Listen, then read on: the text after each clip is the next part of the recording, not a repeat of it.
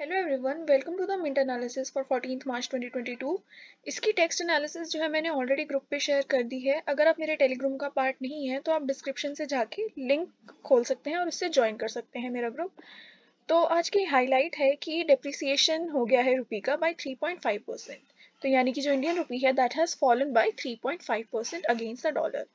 तो इसके दो रीज़न है मेन। पहला तो रशिया यूक्रेन का वॉर और दूसरा कि यूएस इंटरेस्ट रेट जो है वो अब हाइक होने वाले हैं इसलिए। तो ये देख लेते हैं कि पहले करेंसी डेप्रिसिएशन होता क्या है। करेंसी डेप्रिसिएशन होता है करेंसी की वैल्यू में जब कोई फॉल आता है as compare to any other currency, तो उसको बोलते हैं करेंसी डेप्रिसिएशन। और ये जो डेप्रिसिएशन है ये आता है due to demand and supply of the foreign currency. तो अब दो टर्म्स आ जाती हैं, एक होता है डेप्रिसिएशन, एक होती है डिवैल्यूएशन। तो इसमें कंफ्यूज मत होना। तो डेप्रिसिएशन क्या होता है? जब करेंसी की वैल्यू घटे because of demand and supply. और डीवैल्यूएशन में क्या होता है कि एडमिनिस्ट्रेटिव एक्शन की वजह से जो है करेंसी की वैल्यू नीचे कर दी जाती है। उसके भी कुछ वो होते हैं कि कब की जाती है, क्यों की जाती है, क्या फ़ायदे होते हैं। तो मेन डिफरेंस यही है कि डीवैल्यूएशन में एडमिनिस्ट्रेटिव एक्शन की वजह से और डिप्रिसिएशन में डिमांड एंड सप्लाई की वजह से। तो इन दोनों केस में ही कोई भी डिफरेंस नहीं पड़ता इम्पैक्ट का। यानी कि इम्पैक्ट वही होगा कि आपके एक्सपोर्ट्स जो हैं वो बढ़ जाएंगे और आपको इंपोर्ट करने में जो प्रॉब्लम होंगी, तो वो जो सारे इम्पैक्ट्स होते हैं वो सेम रहते हैं।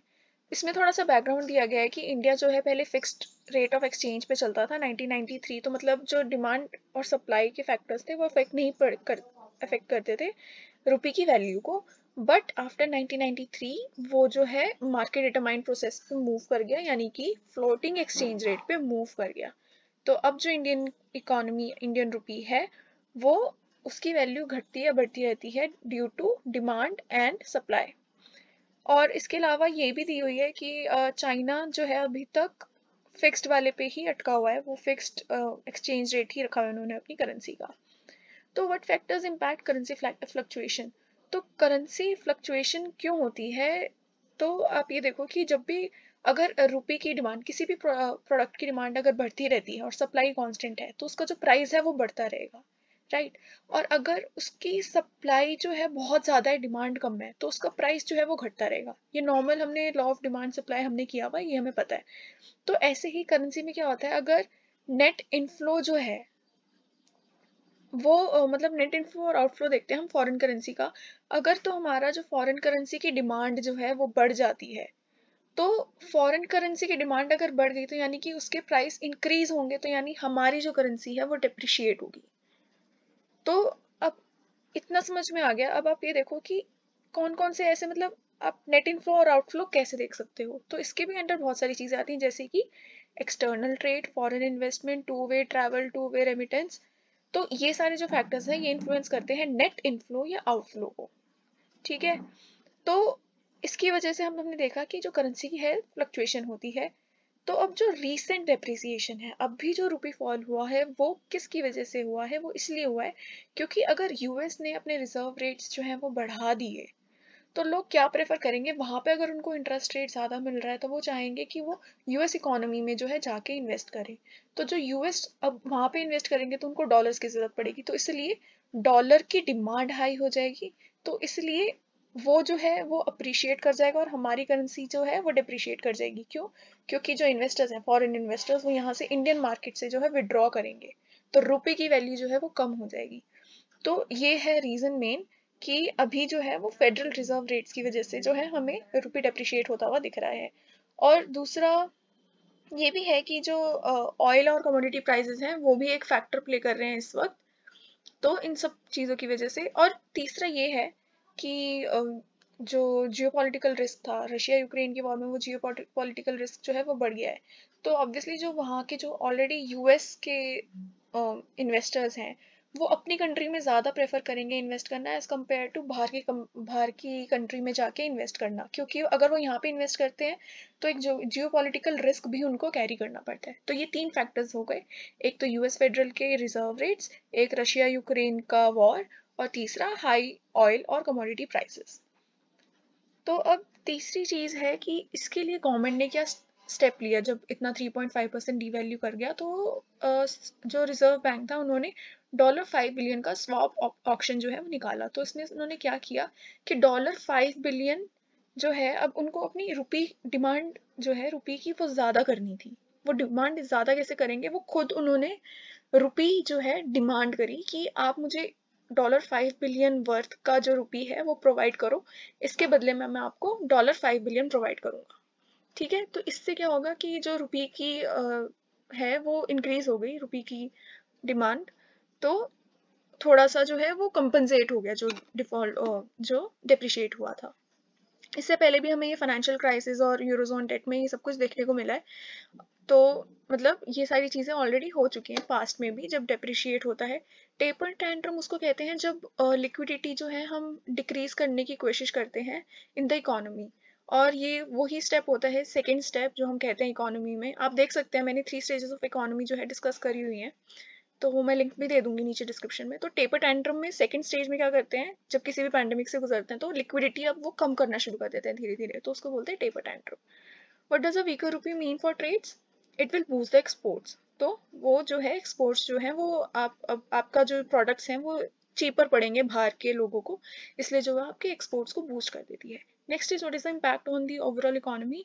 तो जो करंट अकाउंट डेफिसिट है वो बढ़ जाएगा, ये फर्स्ट इम्पैक्ट होगा। और जो कॉस्ट पुश इन्फ्लेशन है वो भी, मतलब इन्फ्लेशन जो है वो कॉस्ट पुश होगी, यानी कि कॉस्ट जो है हाई हो जा रही है due to high price of crude oil. तो कॉस्ट पुश इन्फ्लेशन जो है आपको देखने को मिलेगा इकोनॉमी में। और इससे तीसरा इफेक्ट ये भी पड़ सकता है कि जो गवर्नमेंट की अर्निंग्स है, अब सारी की सारी कॉस्ट वो कंज्यूमर को तो प्रोवाइड नहीं करेंगे करेंगे पास ऑन, तो इसकी वजह से गवर्नमेंट की जो अर्निंग्स है उन पे भी इफेक्ट पड़ सकता है। अब देख लेते हैं next important news. LIC share sale में be put off to April. तो जो गवर्नमेंट ने कहा था कि उनको मार्च तक क्लोज करना था, LIC का IPO लेके आना था, बट क्योंकि थोड़ा लिक्विडिटी कम है, इन्वेस्टर्स जो हैं थोड़ा अनसर्टेनिटी फेस कर रहे हैं, इस वजह से वो 12 मई तक डिले करने की सोच रहे हैं।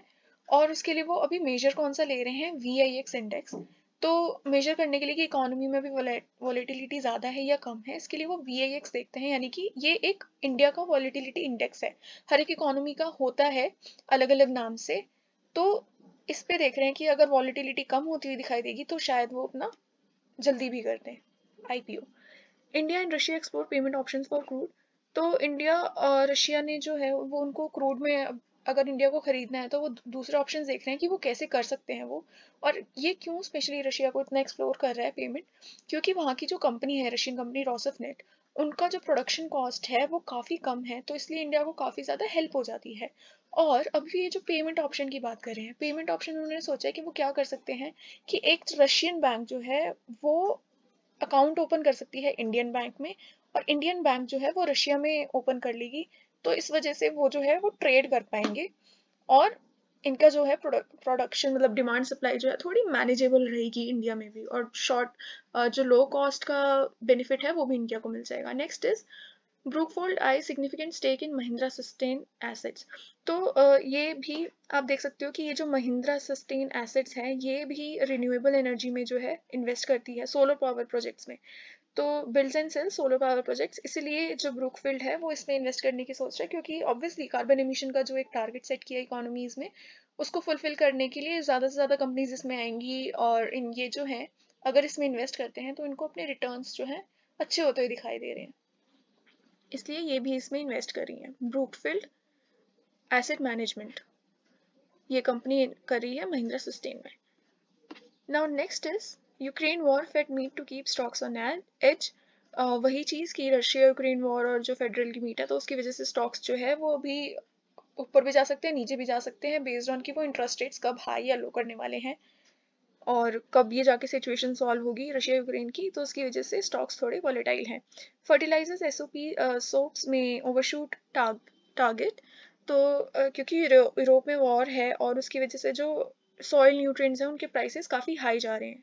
और दूसरी चीज़ ये कि जो global prices of natural gas है, नेचुरल गैस जो है काफ़ी ज़्यादा यूज़ होती है इन यूरिया फर्टिलाइजर, तो उसके प्राइस इंक्रीज हो रहे हैं, इसकी वजह से इनको भी प्रॉब्लम आएगी, फर्टिलाइजर जो है एक्वायर करने में कॉस्ट हाई हो जाएगी। तो काफ़ी जो है हार्वेस्टिंग सीजन में इसकी वजह से प्रॉब्लम आ रही है। Next is inflation basket stuck in VCR कैसे टेरा। तो ये काफ़ी अच्छी हेडलाइन दी है। इसमें ये क्या कहना चाह रहे हैं कि जो कंज्यूमर प्राइस इंडेक्स है जो कि इन्फ्लेशन मेजर करता है, तो उसमें अभी भी जो इन्फ्लेशन बास्केट है उसमें अभी भी VCR और CDs की जो है कॉस्ट प्राइस अकाउंट की जा रही है, यानी कि अभी उनका प्राइस क्या चल रहा है, तो वो भी अगर आप कंसिडर करोगे, जबकि ये कितनी पुरानी टेक्नोलॉजी हो गई है, तो वो कहीं ना कहीं एक रिलायबल मेजर नहीं है अगर आप इन्फ्लेशन जो है मेजर करना चाहते हो। तो ये वही कहा गया है कि क्या जो आप मेजर कर रहे हो इन्फ्लेशन वो सही है भी या नहीं, क्योंकि उसके ऊपर आप अपनी खुद की पॉलिसीज बनाने वाले हो। Next is interim FTA with Australia likely on 21 मार्च। तो अब इंडिया जो है ऑस्ट्रेलिया के साथ भी फ्री ट्रेड एग्रीमेंट जो है की बात चला रहा था, तो उसमें अब इन दोनों की कमोडिटीज क्या है, ऑस्ट्रेलिया जो है वो टैरिफ कट्स चाहता है ऑन प्रीमियम वाइन्स, और इंडिया क्या चाहता है, preferential market access for drugs and pharma products. तो ये दोनों चीज़ें जो हैं, ये कमोडिटीज़ हैं जो वो इस FTA में डिस्कस करने वाले हैं। और ये क्यों इम्पोर्टेंट हो जाता है कि जो हमारा FTA है ऑस्ट्रेलिया के साथ, वो इसलिए इम्पोर्टेंट हो जाता है कि ऑस्ट्रेलिया जो है वो 1.60% जो है अकाउंट करता है out of total outbound pharmaceutical shipments. तो जितनी भी शिपमेंट्स होती हैं फार्मास्यूटिकल शिपमेंट्स, उसमें से 1.60% हिस्सा जो है ऑस्ट्रेलिया का होता है। और अगर हम अपना मार्केट एक्सेस ऑस्ट्रेलिया की तरफ बढ़ा दें, मतलब हम ज़्यादा एक्सेस कर पाए उनकी मार्केट को, तो हमें काफ़ी ज़्यादा फ़ायदा होगा। तो ये थी news. Next is China places Shenzhen under lockdown. तो क्योंकि वहाँ के जो है कोविड केसेस काफ़ी तेज़ी से बढ़ रहे हैं, इसलिए चाइना ने अपनी जो एक सिटी है शेंजन, उसको दोबारा अंडर लॉकडाउन जो है कर दिया है, इम्पोज कर दिया लॉकडाउन। नेक्स्ट इज रेवेन्यू की फोकस फॉर कोलगेट्स न्यू CEO। तो कल ही हमने देखा कि इन्होंने अपनी न्यू CEO जो कि है प्रभा नरसिम्हन, इनको जो है नेम कर दिया कि हमारी न्यू CEO रहेंगी विद इफेक्ट फ्रॉम 1 सितंबर। तो यहाँ पे ये अनाउंसमेंट आने के बाद जो है शेयर्स थोड़ा सा अप गए थे, राइज करे थे कोलगेट शेयर्स। तो अब वो क्या कर सकती है, ये कह तो रहे हैं कि रेवेन्यू ग्रोथ होगी, बट वो कैसे होगी, क्योंकि ऑलरेडी कोलगेट जो है वो कंसोलिडेट कर चुका है अपनी मार्केट में, एग्जिस्टिंग मार्केट में, यानी कि उसने अपने जितने हो सकते थे कंज्यूमर्स एक्वायर कर लिए हैं, और उनकी जो पोजीशन है वो ऐसी है कि ये प्राइस का थोड़ा एडवांटेज ले सकते हैं, अपने हिसाब से थोड़ा प्राइस जो है वो बढ़ा सकते हैं। तो अब क्या वो करने वाले हैं ग्रोथ को, मतलब अपने रेवेन्यूज को बढ़ाने के लिए, तो या तो वो मार्केटिंग पे खर्चा करेंगे, पर उससे कोई ज़्यादा फायदा होगा नहीं क्योंकि वो ऑलरेडी कंसोलिडेट कर चुके हैं मार्केट में। तो वो दूसरा उनके पास ऑप्शन है कि वो डाइवर्सिफाई कर सकते हैं, नए प्रोडक्ट्स निकाल सकते हैं। तो ये सारी जो चीज़ें हैं अभी थोड़ी स्पेकुलेशन से चल रही है कि वो क्या करने वाली हैं आगे। तो देखेंगे कि कोलगेट का कैसा रहता है आने वाले टाइम में, और ये सच्ची में रिवेन्यू जो है ग्रो कर पाते हैं या नहीं।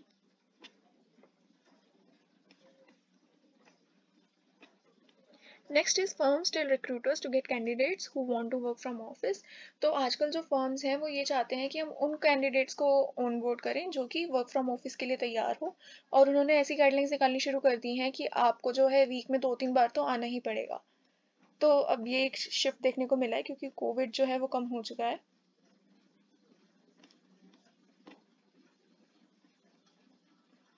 Next is US says no sanction talks to save Iran deal. तो रशिया ने काफ़ी सारी डिमांड्स रखी थी कि हम पे ये सैक्शंस ना लगाए जाएं, तभी हम ईरान डील में जो है आगे बढ़ेंगे। और रशिया काफ़ी इंपॉर्टेंट रोल प्ले करता है इस ईरान डील की जो बात हो रही है, 2015 ईरानियन न्यूक्लियर डील इसका नाम है। तो अब US ने क्या कहा है कि हम जो भी सैंक्शंस लगाए हैं हम उससे पीछे नहीं हटेंगे, और या तो वो अपने सारे ये जो इन्होंने मांगी है मांगे, रशिया अपनी या तो वो सारी मांगे विड्रॉ कर ले, नहीं तो US जो है कोई और अरेंजमेंट करना चाहेगा जहां पे रशिया को एक्सक्लूड कर देगा वो from the Iranian deal. Next is Adani, KKR, Piramal among 14 prominent bidders. तो रिसेंटली रिलायंस कैपिटल जो है वो अपनी पेमेंट्स जो है वो कर नहीं पा रही थी, जिसकी वजह से वो मतलब एक तरीके से अब वो बैंक्स के अंडर थी जो लिक्विडेट करने में हेल्प करता है। तो उसके लिए इंटरेस्ट जो है काफ़ी सारी कंपनीज ने, तो अब कोई भी अगर कंपनी डिफॉल्ट करती है तो उसके लेंडर्स को पैसा वापस देने के लिए एक प्रोसेस फॉलो किया जाता है, तो रिलायंस कैपिटल उसी प्रोसेस के अंडर है। और काफ़ी सारे जो प्रोमिनेंट बिडर्स हैं उसमें अडानी, KKR, ये सारे के सारे जो हैं इसके एसेट्स को एक्वायर करना चाहते हैं, इसके लिए बिड कर रहे हैं, और जिसकी बेस्ट बिड होगी वो जीत जाएगा। तो ये बहुत बड़ी बात है क्योंकि रिलायंस कैपिटल जो है वो थर्ड लार्जेस्ट NBFC थी। और इसके अलावा जो फर्स्ट टू हैं वो है श्रेय ग्रुप, एंड DHFL। तो इसके बाद रिलायंस कैपिटल नेक्स्ट थी, और इसीलिए काफ़ी ज़्यादा इंटरेस्ट देखने को मिल रहा है from other companies. Next is Morgan Stanley cuts India GDP growth forecast to 7.9%। तो मॉर्गन स्टैनली ने जो है ग्रोथ फोरकास्ट कम कर दिया है इंडिया का। Biden aide to meet China's top diplomat. तो बाइडेन जो है वो चाइना को प्रेशराइज कर रहे हैं कि आप रशिया के ऊपर थोड़े सैंक्शंस लगाएं। उनका जो इकोनॉमी वो जितनी फुल्ली वो अपना ऑपरेट कर रहे हैं, तो क्योंकि यूएस ने और बाकी सारे यूरोपियन नेशंस ने जो है वो सैंक्शंस लगाना शुरू कर दिया है, तो चाइना भी जो है उनके ऊपर सैंक्शन लगाए, उनको ट्रेड को थोड़ा डिस्करेज करे, क्योंकि उसने यूक्रेन के ऊपर वॉर बोल दी थी। तो इसलिए वो प्रेशराइज कर रहा है चाइना को, जबकि चाइना जो है वो एक काफ़ी अच्छा रिलेशनशिप मेंटेन किया हुआ है उन्होंने रशिया के साथ। तो इसलिए वो कर नहीं रहा था, इनफैक्ट वो ये देख रहा था कि वो कैसे कैसे जो है अपॉर्चुनिटीज टैप कर सकता है रशिया के ऊपर। तो ये बस एक साइड थॉट है, आप सोच के देखना कि अभी तो उन्होंने चाइना को किया है, क्या पता वो इंडिया को भी ऐसे और ज़्यादा फोर्स करना शुरू कर दे। और तब उस केस में इंडिया क्या करेगा, क्योंकि उसके भी इंडिया और रशिया के जो रिलेशंस हैं वो भी काफ़ी अच्छे हैं। तो कहीं नेक्स्ट इंडिया की बारी हुई और इंडिया को ऐसा करना पड़े, तो इंडिया के पास क्या ऑप्शंस रह जाएंगे इस केस में। तो आज के न्यूज़पेपर में यही सब कुछ है। अगर आपको ज़रा सी भी हेल्प हुई हो तो please hit the like button and subscribe to my channel. जो मेरे टेलीग्राम ग्रुप का लिंक है वो मैंने आपको डिस्क्रिप्शन में दे दिया है, तो आप वहाँ से जाके ज्वाइन कर सकते हैं।